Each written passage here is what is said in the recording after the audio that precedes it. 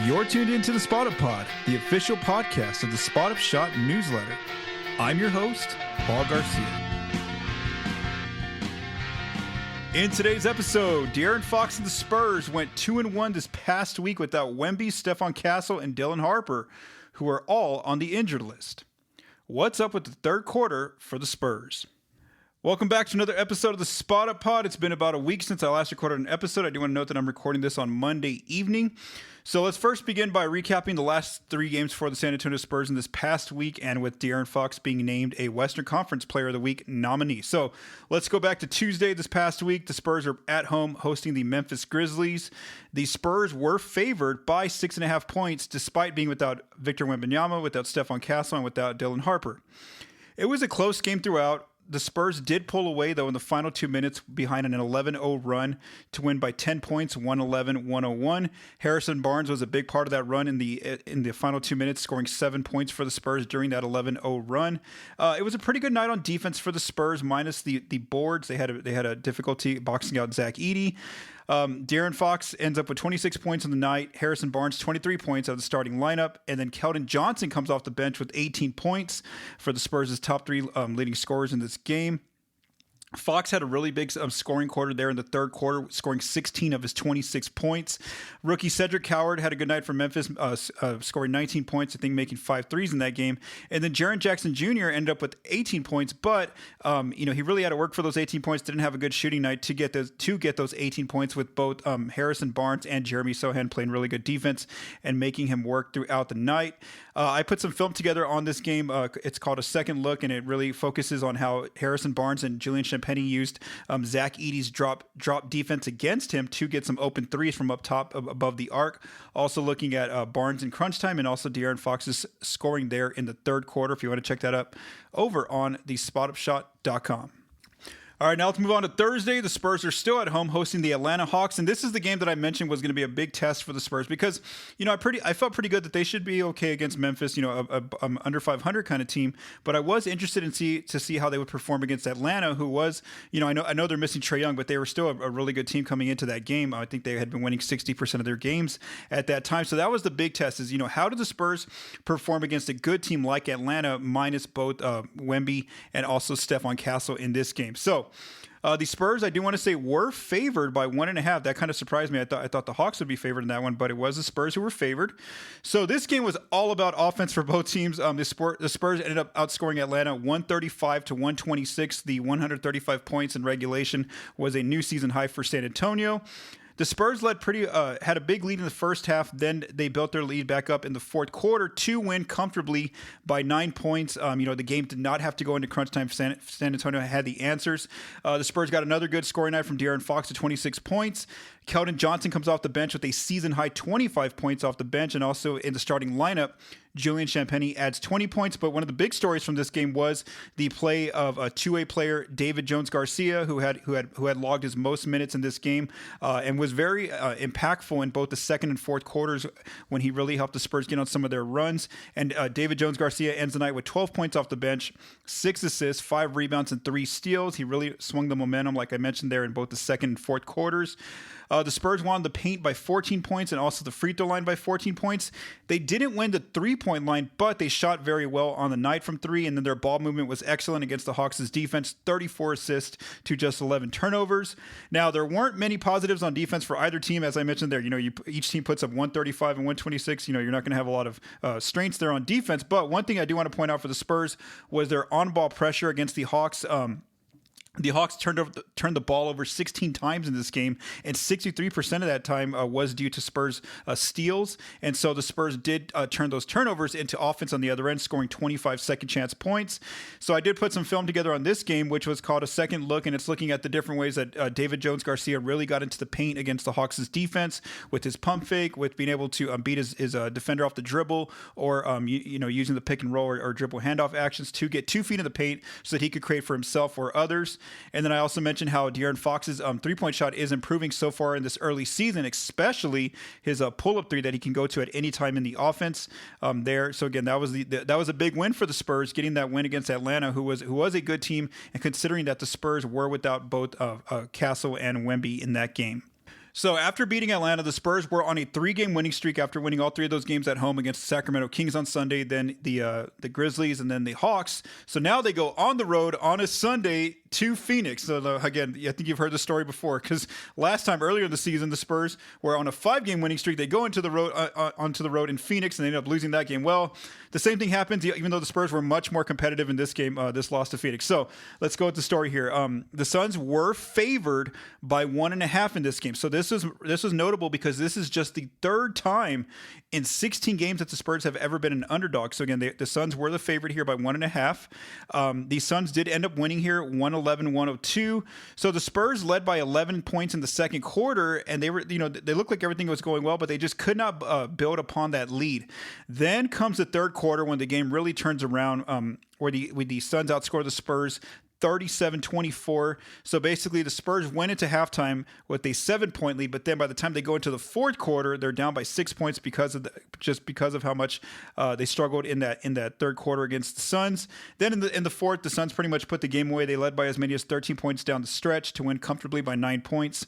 Crunch time was never triggered in this game. So one of the big issues for the Spurs was their offense in this game, again, only scoring 102 points on the night, which was a season low for San Antonio. Turnovers were a big issue here, where the Spurs turned the ball over 19 times and the Suns only turned the ball over 6 times. The Spurs also, had season lows in both paint scoring and also paint accuracy, so they really couldn't, finish well inside against the Suns' defense. They also, when they did generate good threes from outside, they couldn't make those threes either. They shot just 29% from 3 on the night. And one thing you want to note about the Suns' defense is that it's a little bit different, where they do have more of a bigger center there like Mark Williams, but then they have a bunch of wings and guards who are almost around the same height, and so they had those players basically switching every action up top. It really got the Spurs like what we would say, like standing in the mud, just kind of couldn't move the defense very much. Just didn't have a lot of ball movement there, and then of course the turnover issues were a problem for San Antonio against that very switch heavy Suns defense up top at the perimeter. De'Aaron Fox led the Spurs once again in this game with 26 points, though this time he did it a little bit differently, where he really got himself to the free throw line, making a season-high 14 free throws on 16 attempts. Devin Vassell and Keldon Johnson were the second 2 leading scorers for San Antonio, with Vassell having 17 points and Keldon 14 points. But they really didn't get going into the second half. And again, by that point, the Suns are starting to make their run, and then the Spurs are trailing. So you kind of want the Spurs to get that help for Fox in those first 2 quarters, when they can maybe build upon that 11-point lead, not have to start fighting back and trying to get back into the game. And that's kind of what you saw there, even though, Vassell and Keldon had big second halves. So again, the Spurs kind of needed more from not just them, but just more players aside from Fox on this night, with the offense struggling so much, especially down both Wemby and Stephon Castle. So it was another pretty good night on defense for the Spurs, and I think that's one thing we're seeing aside from that Hawks game, is that against the Kings, against the Grizzlies, and now against the Suns, having Luke Kornet there at center, and then having Jeremy Sohan coming off the bench in the front court the Spurs are still holding on the fort pretty well defensively, even without Wemby for these last 4 games. And so I think that's something against some teams that they can bank on. And again, we didn't see that against the Hawks in that game on Thursday.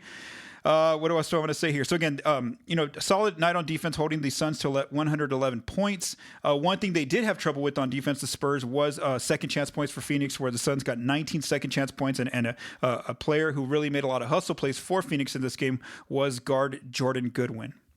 So as I mentioned, Fox, really, led the Spurs in all 3 of these games. I know that they went 2-1 in these contests. So he was nominated for the Western Conference Player of the Week for Week 5.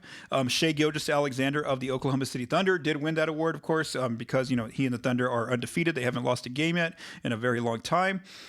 So Fox, though, because he was nominated, becomes the second player this season from the Spurs to be nominated for the Western Conference Player of the Week, joining Victor Wembanyama, who did win the award in Week 1 of the season. So Vegas said the Spurs should have gone 2-1. They actually did go 2-1. Just the games flipped there, where they everything went according to plan, I guess, according to Vegas. So they were supposed to lose to Phoenix, and they ended up losing. So I was wrong last week. I thought that the Spurs would go 1-2, and for me, it was that big surprise was the Hawks win, the one that the Spurs beat the Hawks. I thought San Antonio might lose that game, but again, that was a very notable win, showing that the Spurs can hang with some of those really good teams.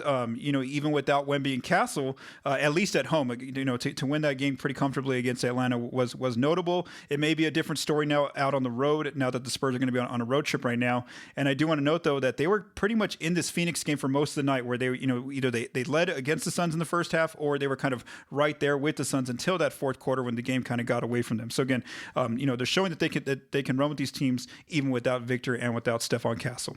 All right, so now for the next topic, let's talk about what's up in the third quarter. So like I mentioned, the game really flipped in that third quarter to the Suns when the Spurs got outscored 37-24, but we can't just pinpoint to that one game, because as we look at the overall data through all 16 games, and we got to remember, this has different players in and out of this data where, De'Aaron Fox is missing, Jeremy Sohan, Luke Cornett, Dylan Harper for the first few weeks of the season, and then, Victor and Stephon Castle are present, but then now these last four games, the data is missing Wemby, it's missing, Stephon Castle as well. So that's the thing we got to note, is that this is capturing the entire season, and so for the Spurs, looking at their quarters, the third quarter has been the one quarter that's been a negative for them this season when we just look at all 16 games right now. So in the third quarter, they are having their worst offense, scoring 111.9 points per 100, which is ranked 22nd. They are also, playing their worst on defense, allowing opponents to score 118.6 points per 100, which is 21st on defense. And then that means that they're having, that's the only quarter they're losing amongst, on average in their games, is the third quarter, where they're getting outscored by 6.7 points per 100, which is ranked 24th. So again, overall, just looking at the scoring wise and opponents scoring, the third quarter is the one issue for the Spurs.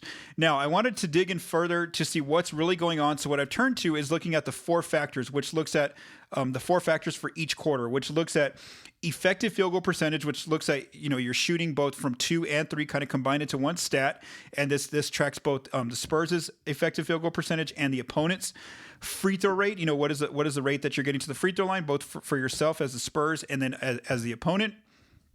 Turnover percentage, how much are you turning the ball compared to your opponent? And then, of course, offensive rebounding percentage, how much are you giving yourself second chances compared to allowing to your opponent? So one thing we see right away when we're looking at let's first begin with the shooting, effective field goal percentage. So the Spurs are shooting better than their opponents in the first, second, and fourth quarters. It's until that third quarter they're getting outshot by about 1.3% in effective field goal percentage. So again, that's already an issue. Is that teams the Spurs have their worst shooting quarter coming out of halftime, but then the opponents are having their best shooting quarter of the game coming out of halftime. So could that be due to adjustments? Maybe now coming out of halftime, the opponent has figured out a way to kind of just make the Spurs stumble a little bit. I know that a lot of opponents are usually down at halftime to the Spurs, so maybe they just come out with more aggression, more energy, trying to get themselves either to tie the game or retake the lead, kind of like what we saw Phoenix do there in that third quarter. So again, there's a bunch of issues for why the Spurs' offense, their shooting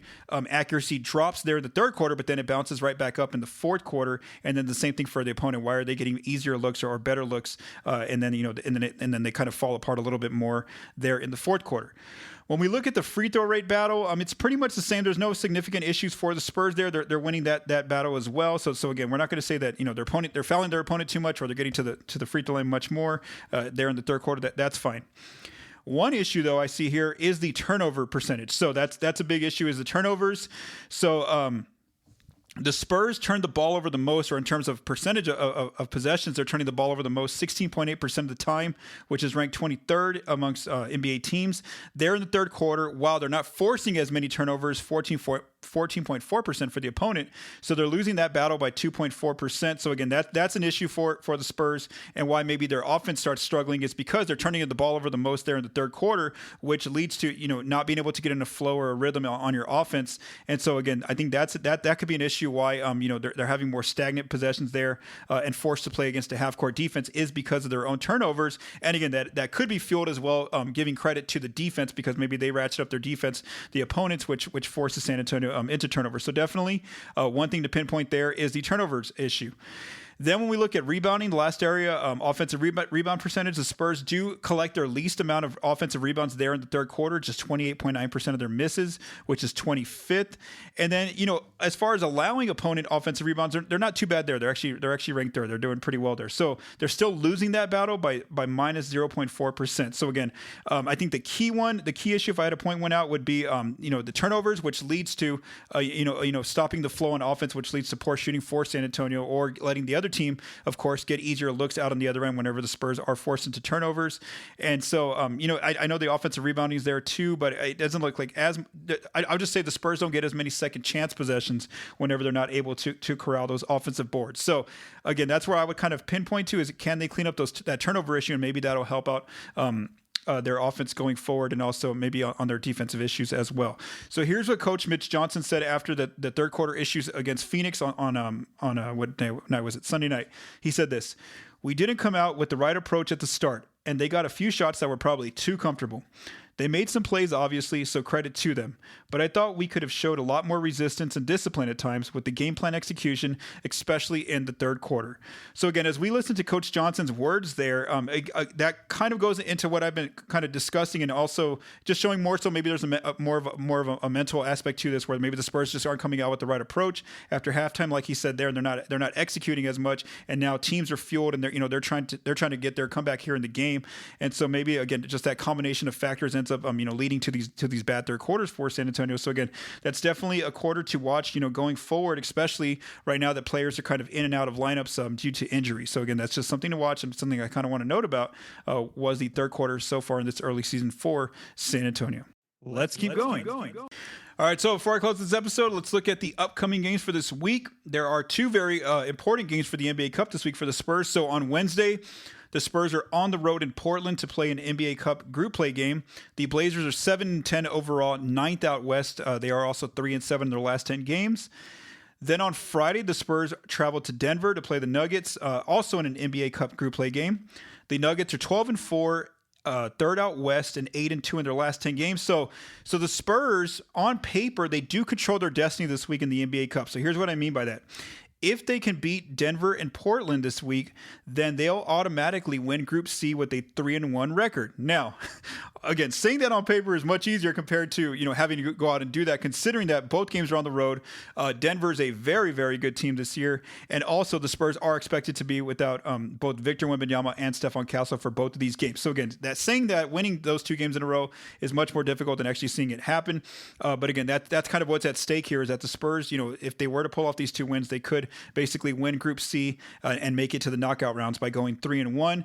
I think they have a pretty good chance there against Portland, who does have a losing record, though they have been having some. They just beat Golden State last weekend, which was a team that beat San Antonio the previous week. And then of course Denver is just they're going to be a problem with Nikola Jokic, ready to go, even though Denver is dealing with some injury issues themselves to some key rotation players. Then on Sunday, the Spurs travel on the road to meet the Minnesota Timberwolves for the first time. The Wolves are 10-6 this season, 7th out west, and 7-3 in their last 10 games. Again, that's going to be a very difficult matchup for San Antonio, being on the road against Minnesota, minus Wemby and Castle. So if I had to give my prediction, my guess, I'm going to say the Spurs go 1-2 this week. I'll say that they defeat Portland, but then lose to both Denver and Minnesota.